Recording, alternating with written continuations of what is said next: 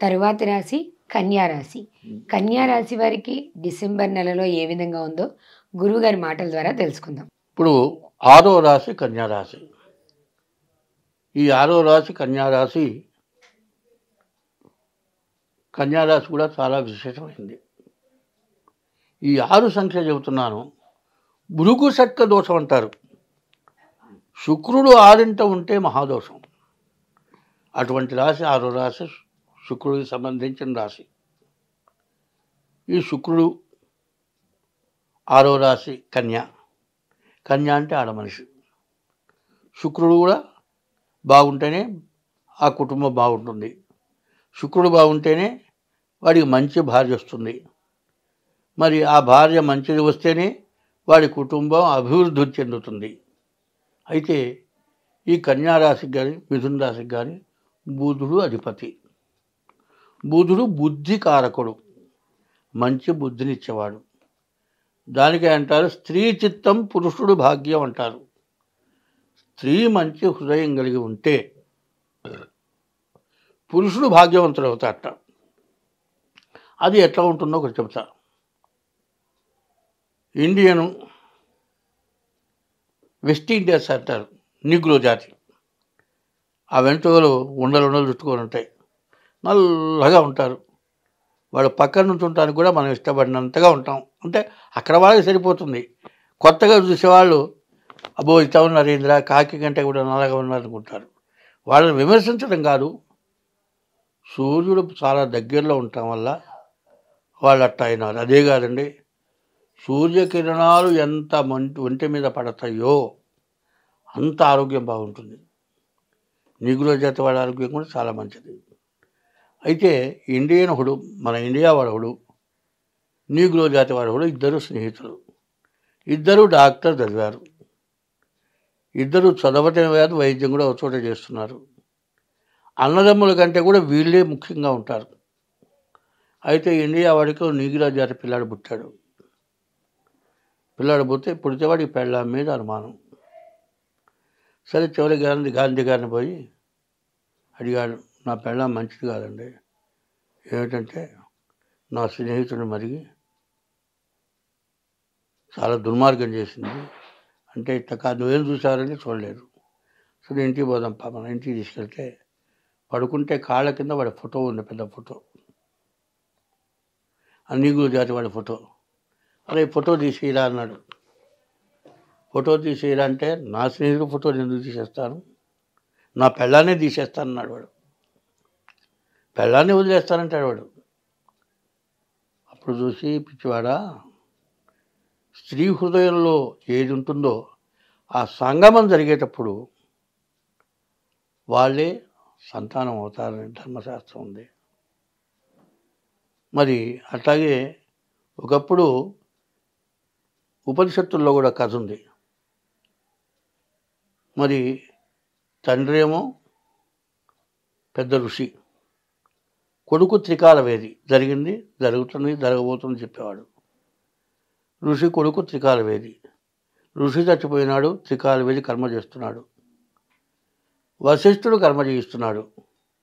అస్మత్పితహారనే తండ్రి వచ్చి సరాసరి పిండం చేత్తో తీసుకునేవాడు. అస్మత్పితహారంగానే సాయిబు గారు వచ్చాడు. సాయిబు గారికి పిండం ఇవ్వాల్సి వచ్చింది.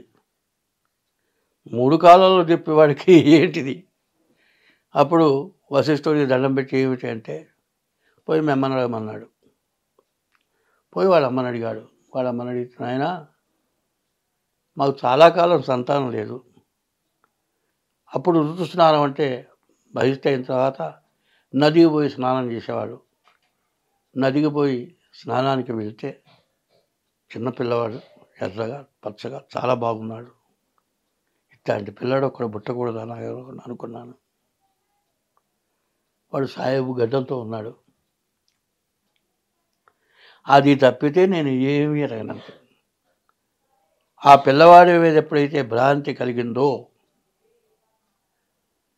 ఆ సంగమం జరిగినప్పుడు ఆ హృదయంలో ఎప్పుడైతే కలిగిందో వాడు తండ్రి అయినాడు. అప్పుడు ఆయన ఏం చేశాడంటే, ఈ రోజు నుంచి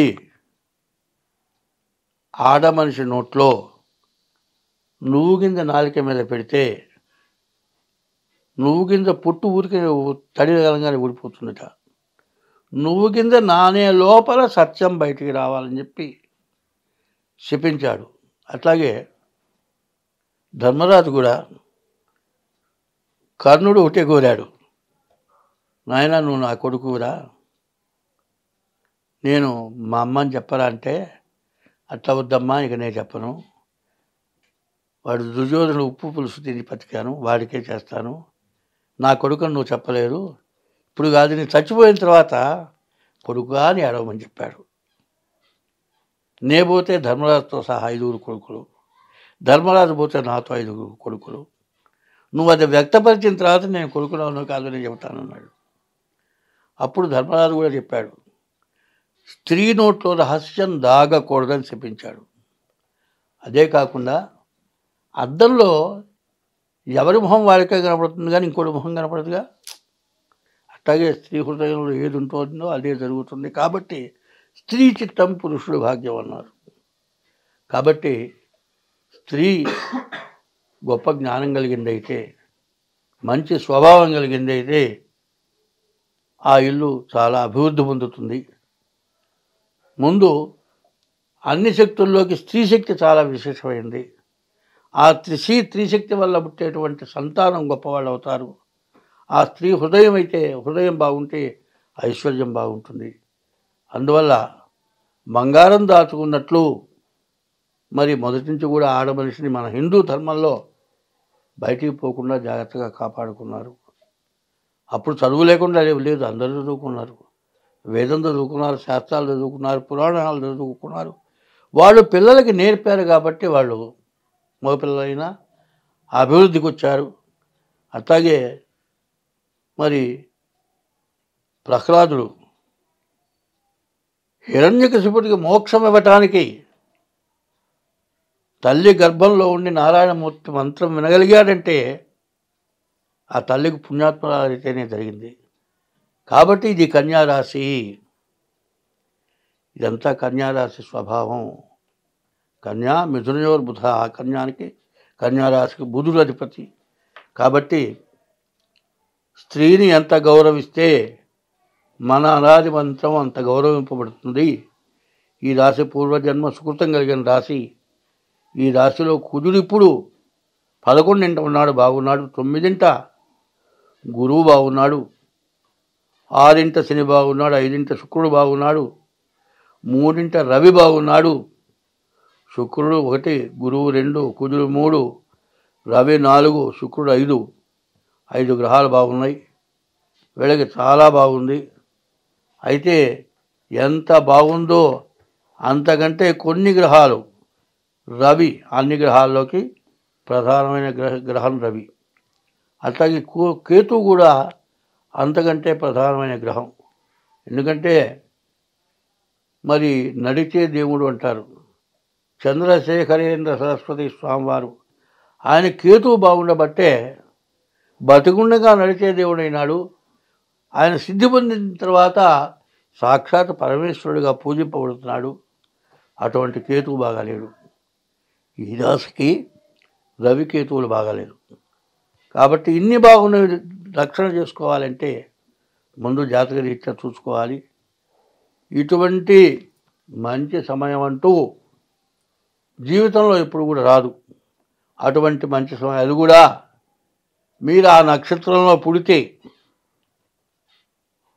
ఏది కర్కటస్య నిశాకర, మగపుబ్బ ఉత్తరాపాదం సింహం, ఉత్తర 2, 3, 4 పాదాలు, హస్త 4 పాదాలు, చిత్త 2 పాదాలు కలిసి కన్యారాశి. ఆ నక్షత్రం ఆ రాశుల్లో పుట్టిన వాళ్ళు అయితేనే ఈ చెప్పింది ఖాయం అవుతుంది. కాబట్టి మీ జాతక రీత్యా కూడా చూపించుకోవడం మంచిది. ముందు మీరు మంచిని పొందాలనుకుంటే రవికి, రాహువుకి, తర్వాత కేతువుకి, బుధుడికి తగిన జపాలు చేయించుకోవడమే కాక మీ జాతకం చూపించుకొని మీ జాతక రీత్యా దోషాలు పోగొట్టుకున్నట్లయితే 100 సంవత్సరాల కంటే ఎక్కువ సంపాదించిన మంచి ధనాన్ని, కీర్తిని, మంచి సంతానాన్ని, మంచి ఐశ్వర్యాన్ని పొందగలుగుతారు. స్వస్తి. ధన్యవాదాలు గురువు.